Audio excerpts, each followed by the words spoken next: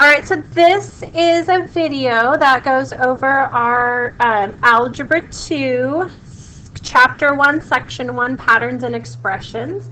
I have my students. If you are my student, you're going to have your header in the Cornell Notes style header.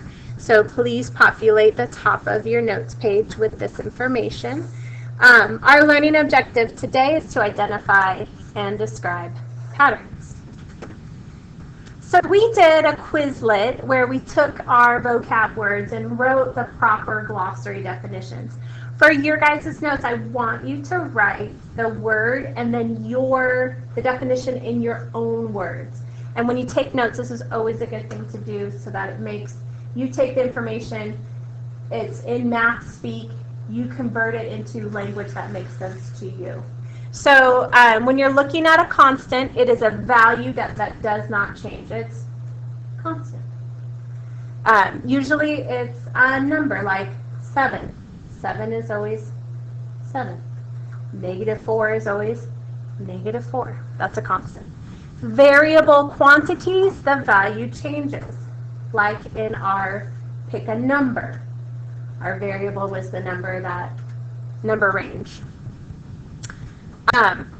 Variable quantity is a value that changes, and specifically a variable is a symbol that represents more than one number. Often we use X or Y, but it technically can be anything. It could be smiley face, it could be hashtag, it could be a baby.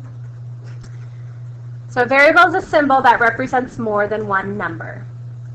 A numerical expression is a math phrase that contains numbers and operation symbols like 4 plus 3, numbers and operation symbols, 9 times 6. An algebraic expression is a math phrase that contains one or more variables, x plus 4, x times y minus 7. So an algebraic expression has the variable. A numerical expression does not. Don't write this down. I just want to make sure we go over the essential understanding. So the whole purpose of what we're doing, of identifying and describing patterns, the whole point is so that you can represent some patterns using diagrams, words, numbers, or algebraic expressions. We're going to be doing that together. All right, so I want you to write this example problem down. Describe each pattern using words. Draw the next likely figure in each pattern. So on your paper, you have a circle. Then you have these 3 circles represented here. Then you have these 6 circles represented here. Then you have these 10 circles represented here. And then you go ahead and draw the next pattern and then describe the pattern in words. All right, so go ahead and put your circles down. And then if we were described in words, we would say the amount of circles added increases by 1 each time. Thank you, spell check. So in this example problem, we're going to make a table with a process column to represent each pattern, and then write an expression, which a numerical expression is a phrase that contains numbers and operation symbols, and an algebraic expression is a math phrase that contains one or more variables. So we're going to write an expression for the number of tiles or circles, in this case it'll be tiles, in the nth figure. All right, so because we have 4 variations on our figure, I'm going to number, I'm going to put our figure number 1, 2, 3, 4, and then n because it wants us to find the nth figure. So our process column, so in our first figure, I'm going to leave the process column blank because it is given. There's nothing we did to it. So when I have the first figure, I have 2 tiles. When I have the second figure, I have 4 tiles. When I have the third figure, I have 6 tiles. When I have the fourth figure, there are, tell me it's 8. 8 tiles. Okay, so process-wise, what mathematical process will get us from 1 to 2, as well as 2 to 4, as well as 3 to 6? So what's our pattern? Yeah, so we're timesing by 2.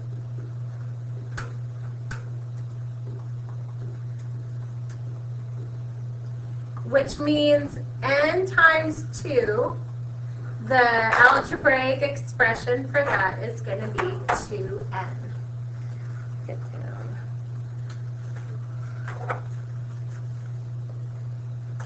All right, let's read the directions. Write an expression for the number of tiles. So, at the end. All right, your next example problem, we're going to identify a pattern by making a table, and we're going to include a process column. This looks a little bit different than our last one, but pretty similar.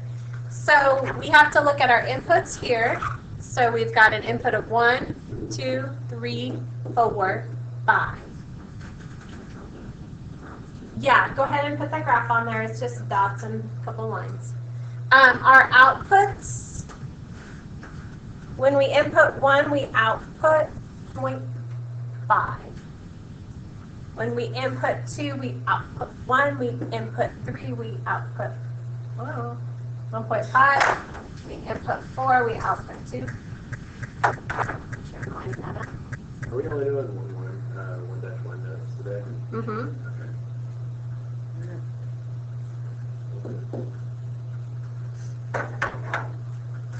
Okay, process-wise, what process do I use to get from input to output that's consistent for all my inputs?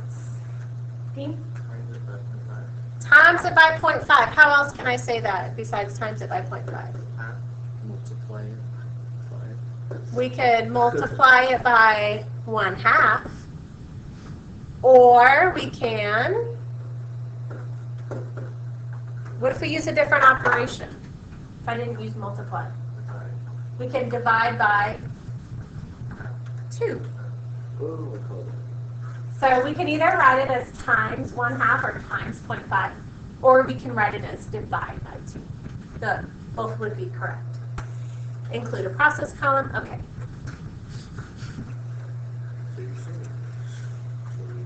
All right, so lastly but not leastly, we're going to identify a pattern and find the next 3 numbers in the pattern. Our first pattern is this one, 3, 6, 10, 15. And I'm going to give you guys a moment to find the pattern. So for the first pattern, if you look, the difference, so from 3 to 6, I add 3. From 6 to 10, I add 4. From 10 to 15, I add 5. So our next one, if my pattern is to add 1 to the added amount, add 1 to the added amount, that's a lot of adding. Then the next one I would have would be plus 6. The next one would be plus 7. And the third one I find would be plus 8. So what is 15 plus 6? 21. And 21 plus 7? 28. And then 28 plus 8. All right, for the next one, for my viewing audience, what did we say, Dean, we were going to watch out for? Go ahead and tell me the pattern. Oh.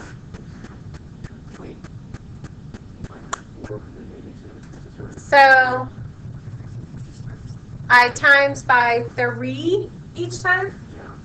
So 1 times 3 is 3.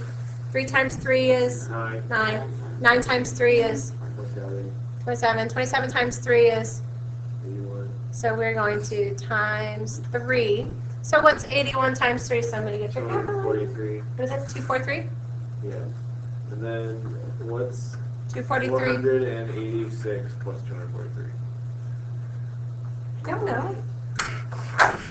I'm just going to times it by 3. 243 times 3. 729. Oh. 729 times 3. 2,100 people. Mm-hmm. You did that right. Okay, so what I want you to do is take an eyeball scan over your notes. Eyeball scan your notes. And you are going to write a 4-paragraph summary. What, 4 paragraphs? 4 sentence I was like, what? summary. I was like, oh, this just turned into April's class. 4 sentences based on Oh my god. paragraph. I was like, What's due to you, Leah? It's So it's a, sorry, we're gonna write a 5-part essay. So what I want you to do is look over it. You pick 4 items that you learned about and then put them in a summary. It's called synthesizing. It's good.